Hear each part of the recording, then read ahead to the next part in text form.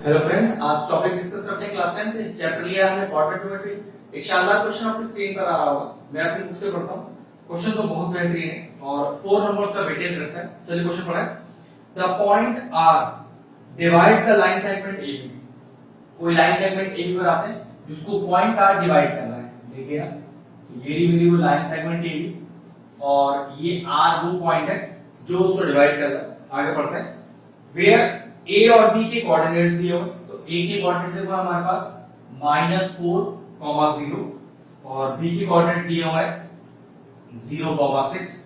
फिर क्वेश्चन कह रहा है such that A R is equal to, एक रिलेशन भी दिया हुआ है, A R is equal to 3/4 A B. ठीक है, और कहता है find the coordinates of R. इस आर के कोऑर्डिनेट फाइंड आउट करने। क्वेश्चन का लॉजिक समझिए। इसको सबसे पहले ऐसे लिखिए, A R upon A B is equal to 3/4। जी हाँ, A R upon A B. जबकि सेक्शन फॉर्मूला में आपको जो रेशियो चाहिए होता है वो इस तरह से चाहिए होता है, ए आर आर बी, ना कि ए बी।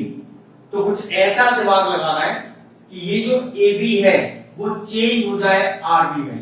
ठीक है, बस ये लॉजिक का ध्यान रखना है।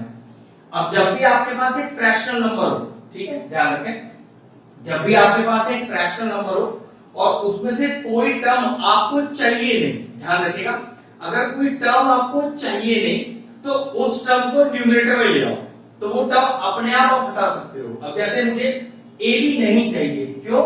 मुझे तो ए बी की जगह आर बी चाहिए, तो क्या करो, पहले इस ए बी को न्यूमरेटर में लेके आओ और फिर कोई जुगाड़ लगाएंगे। चलिए, तो on reciprocal, on reciprocal, reciprocal करते देखो दोनों साइड रेसिप्रोकल हो जाएगा। तो A B upon A R is equal to 4/3। ठीक है, अब क्योंकि ए बी न्यूमरेटर में आ चुका है तो यहां से ए बी गायब हो सकता है। वो किस तरह से? दोनों साइड 1 माइनस कर दो, तो A B upon A R -1, 4/3 -1। जो काम एलएचएस में करेंगे वही काम आरएचएस में करेंगे। चलिए एलसीएम लेते हैं, तो कितना आ गया? ए आर तो एलसीएम में आ गया, तो ये आएगा आपका ए बी माइनस का ए आर। सिंपल एलसीएम ले रहा हूं जैसे एलसीएम लिया जाता है। ठीक है, कोई नया चीज नहीं है इसमें। यहां 3 एलसीएम आ गया, ये आ गया 4 माइनस का 3। अब चेक करिए, ए बी में से ए आर माइनस कीजिए, ए बी में से ए आर माइनस कीजिए, क्या बचेगा? आर बी बचेगा। तो यहां तो आ गया R B upon A R है, जिस लिखा रहने दीजिए, 4 - 3 1 और 3 नीचे का है, जिस लिखा रहने दीजिए।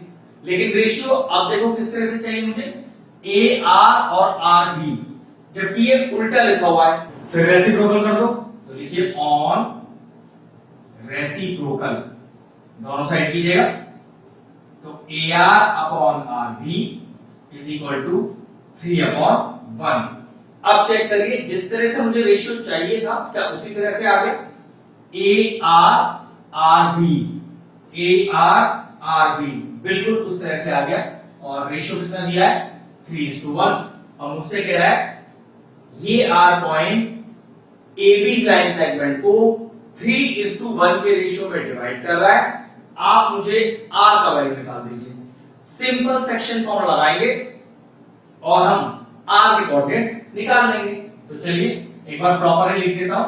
ए को मान लेता हूं मैं x1 y1, बी को मान लेता हूं मैं x2 y2, आर के कोऑर्डिनेट जो निकालने हैं उसे xy, और 3:1 का रेशियो क्या माना जाता है? m:n। तो पहले आपको मैं सेक्शन फॉर्मूला का फॉर्मूला लेके दिखा देता हूं, उसके बाद उसे अप्लाई करना दिखा दूंगा। ठीक है, तो सबसे पहले ये x कैसे निकलेगा, इस बार x की बात कर रहे हैं, तो डायरेक्ट फॉर्मूला होता है mx2 plus mx1 upon n+n। इसी तरह से y कैसे निकलेगा, फॉर्मूला होगा सीधा my2 ny1 अपॉन n+n। सारे वैल्यूज आपके पास है, x1 y1 आपके पास है, x2 y2 है, m और n है, और x और y फाइंड आउट ही करना है। तो बस फिर हो गया काम। तो x is equal to mx2, तो m into x2 plus n into x1 upon m plus n।